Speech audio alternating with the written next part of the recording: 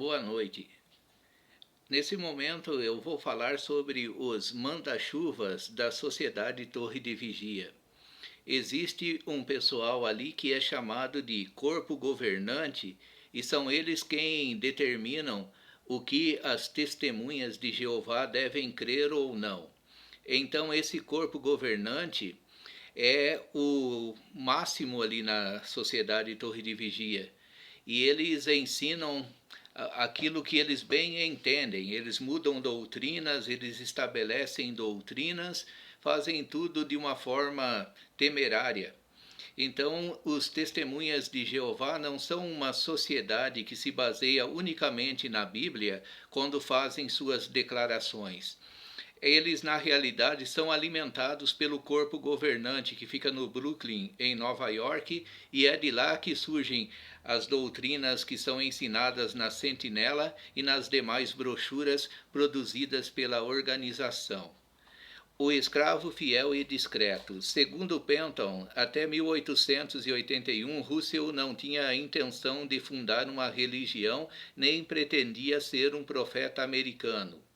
Apesar de seu desinteresse para chegar a ser um dominante líder religioso, Russell chegou a ser. Depois de 1895, ele alcançou uma posição entre os membros dos estudantes da Bíblia que excedia a de um mero pastor. Segundo Schinel, Russell levantou um muro e uma torre de vigia que lhe deu o ar de um profeta colocado num plano acima dos restantes. Os críticos de Russell afirmam que ele se proclamou como servo fiel e prudente, traduzido por escravo fiel e discreto na tradução do Novo Mundo, em Mateus 24, versículo 45 e Lucas 12, 42, onde se lê: Quem é, pois, o servo fiel e prudente ao qual o seu senhor confiou a direção da sua casa, para que a tempo dê a todos o sustento? Geralmente, as pessoas das seitas gostam de usar versículos da Bíblia e dizem que esses versículos estão fazendo referência direta a elas. Quando estava lendo o livro Grande Conflito da Senhora White, ela também aplica à sua organização versículos da Bíblia. Dá-se a impressão que Mateus capítulo 24 e outros textos já foram cumpridos quando a organização, por exemplo, dos adventistas estavam vivendo na época antes do grande desapontamento. Assim também os testemunhas de Jeová têm esse costume de usar versículos da Bíblia e usar de uma interpretação subjetiva, uma hermenêutica subjetiva, e aplicam diretamente às suas pessoas ou a acontecimentos ligados a eles. O corpo governante, no entanto, nega que Russell tenha reivindicado tal posição, uma vez que a organização ensina não se tratar de uma pessoa individual, mas de uma organização. Afirma: o editor da Torre de Vigia de Sião repudiava qualquer reivindicação de ser individualmente, na sua pessoa, esse servo fiel e sábio. Nunca afirmou ser tal. E responsabiliza sua esposa, Maria F. A. Russell. Segundo o irmão Russell, sua esposa, que mais tarde o abandonou, foi a primeira pessoa a aplicar Mateus 24, 45 a 47 a ele. Tem esse costume, como aconteceu no Éden, ali quando a mulher foi colocada na parede pelo Senhor, e o homem também e a serpente, houve um jogo de empurra ali. Aqui também há um jogo de empurra. Então, quem ficou sendo culpado de chamar Russell de escravo fiel e discreto não foi ele que se autodeclarou, mas sim a sua esposa, que acabou abandonando ele. É o velho jogo do empurra. Ela ocupava o cargo de co-editor de Russell antes do divórcio, mas era ele dono e senhor absoluto da empresa, e, sobretudo, ele aceitava tal prerrogativa. Trata-se, portanto, de escritos autorizados. Então, ele aceitava essa prerrogativa. Depois, mais tarde, quem foi que assumiu essa prerrogativa de servo fiel e discreto foi o corpo governante. Eles se intitulam sendo a organização que produz os alimentos para os outros conservos. E geralmente esse alimento, além de ser o pão que Russell amassou, consiste também de outros ensinos heterodoxos. Independentemente de quem partiu tal ideia, o certo é que ele aceitou essa prerrogativa, e mesmo após sua morte, esse conceito foi largamente difundido. Em especial, depois de sua morte, a própria revista Watchtower expressou esse conceito por vários anos. E Chinel declarou: por volta de 1912, Russell era geralmente saudado e aceite como servo sábio e fiel, mencionado em Mateus, capítulo 24, versículos 45 a 46.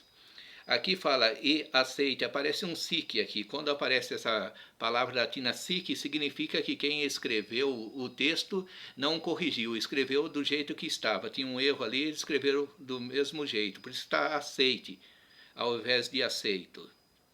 Russell considerava-se o porta-voz de Deus que recebeu a revelação da verdade de maneira gradativa a partir de 1870. Então, todas as pessoas que se dizem porta-vozes de Deus e que querem colocar nas Escrituras algo mais, acrescentar ou diminuir das Escrituras aquilo que já está consolidado, essas pessoas são uma espécie de Procustes, aquele personagem da lenda grega, da mitologia, que tinha um leito e ele era um ladrão de estradas. Esse Procustes, ele tinha uma estalagem à beira da estrada. Então Procustes, todo sorridente, aceitava os hóspedes na sua estalagem, mas quando o hóspede estava dormindo, ele tinha um leito todo especial. E se o hóspede fosse maior do que esse leito, Procustes cortava-lhe as pernas. E se o hóspede fosse menor do que esse leito, ele esticava a pessoa até caber no leito. Daí surgiu a frase leito procustiniano. Isso também diz respeito às pessoas que querem acrescentar algo à doutrina da palavra de Deus e diminuir também. Russell considerava-se o porta-voz de Deus. Então, muitos homens se consideraram no passado porta-vozes de Deus, mas os seus ensinamentos mostram que a doutrina que ele está esposando não é uma doutrina vinda de Deus, pois contraria a palavra de Deus. E tudo que vai contra a palavra de Deus não pode ser taxado de bom, de saudável, mas sim de nocivo e deletério. Segundo Raimundo de Franz, ele acreditava ser ele mesmo o porta-voz de Deus e seu instrumento para desvendamento da verdade. Considerava-se alguém absoluto na organização, não dando importância aos diretores. Em muitos lugares existem pessoas que dirigem uma igreja, uma organização, e são pessoas autocratas, né? São pessoas que não desejam repartir o governo com ninguém. É muito perigoso quando uma pessoa se sente autossuficiente a ponto de achar que pode fazer tudo sozinho. O próprio Senhor Jesus não fez tudo sozinho, ele escolheu 12 discípulos. E através desses discípulos, o reino de Deus foi espalhado e continua sendo até hoje através dos pregoeiros da verdade. Mas, infelizmente, a verdade que o Russell diz estar desvendando não era a verdade coisa nenhuma, pois nega tudo aquilo que as Escrituras dizem. Então, a reforma protestante tinha um lema que é sola scriptura, somente as escrituras, e também que os crentes têm a liberdade de interpretar pessoalmente as escrituras. Claro que muitos chegam a conclusões erradas, mas o homem tem a liberdade de dizer não e de dizer sim a uma doutrina. Mas quando um grupo se coloca absoluto e ninguém pode, e inquestionável, Daí fica difícil, as pessoas têm que viver com cabresto, as pessoas não podem pensar por si mesmas. Então, as testemunhas de Jeová, infelizmente, são pessoas que não pensam por si mesmas, mas são dirigidas por um grupo chamado de corpo governante, o escravo fiel e discreto, entre aspas.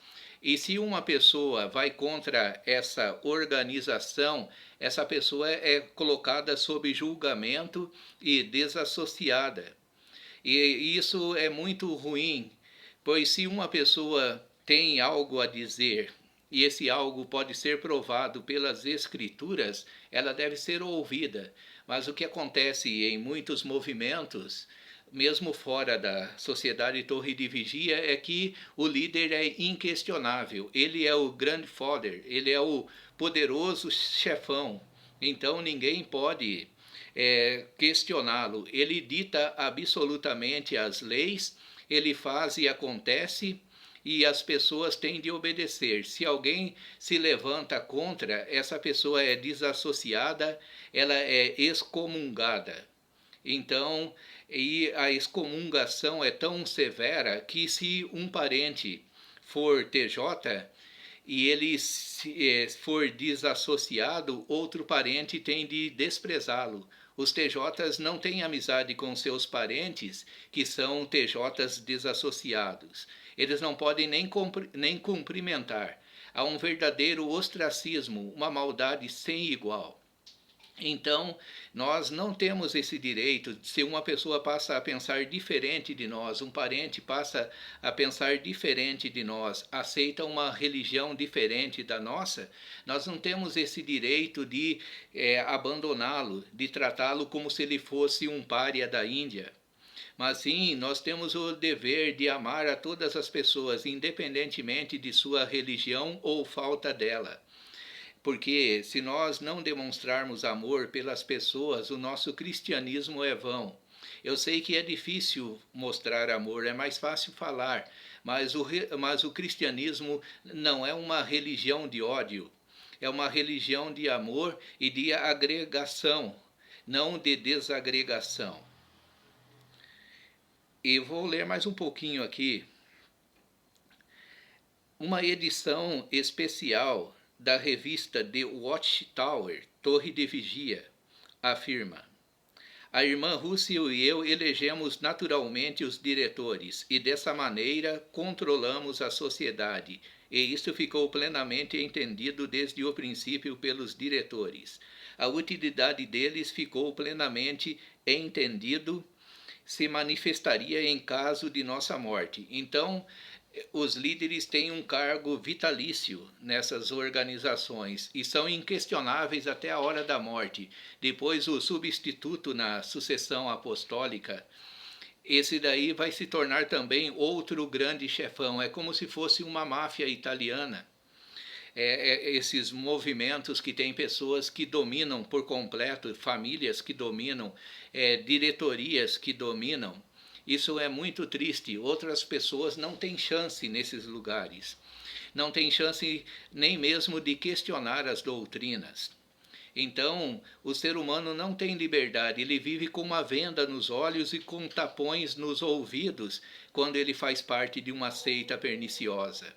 Nós devemos orar para que Deus sempre esteja nos dirigindo na verdade, para que a gente não venha se tornar escravos de uma organização, de um ser humano, de uma pessoa inescrupulosa, que só pensa no seu status quo, e só pensa em manter a sua grandeza, à custa até mesmo de almas humanas, como a grande Babilônia, que entre as suas mercadorias se encontravam almas de homens.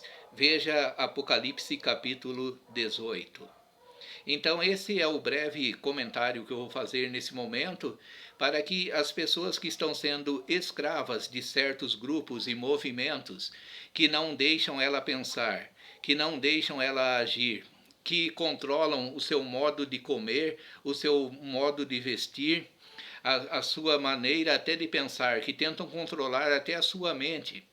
essa pessoa não está vivendo a liberdade. Jesus falou: "E conhecereis a verdade, e a verdade vos libertará". Então, para uma pessoa ser livre, ela tem que ter a sua capacidade de discernir entre o que é certo e o que é errado e não ter de ser ditada por outra pessoa. Ela não precisa ser uma marionete de líder nenhum, inescrupuloso, pois quando uma pessoa se torna marionete de alguém, essa pessoa deixa de ter personalidade e se torna um verdadeiro espantalho, se torna um verdadeiro boneco de Olinda, que é grande, exuberante, mas não tem vida. Que Deus abençoe sua vida. E essa é a reflexão que eu fiz nesse momento. Espero que você que concorda comigo, que discorda, pode comentar, pode dar um like também, me seguir, se inscrever no canal. Ninguém é obrigado a concordar com tudo que eu falei, mas se tiver argumentos válidos para discordar, não vejo por que não aceitar o comentário, mas sempre sendo refutado para não ficar aqui que estamos falando por falar. Estamos fazendo algo sério, ou seja, procurando advertir as pessoas contra as seitas, pois as seitas são perniciosas e acabam estragando a vida das pessoas, das famílias, estragando até mesmo a sociedade com suas loucuras. Boa noite.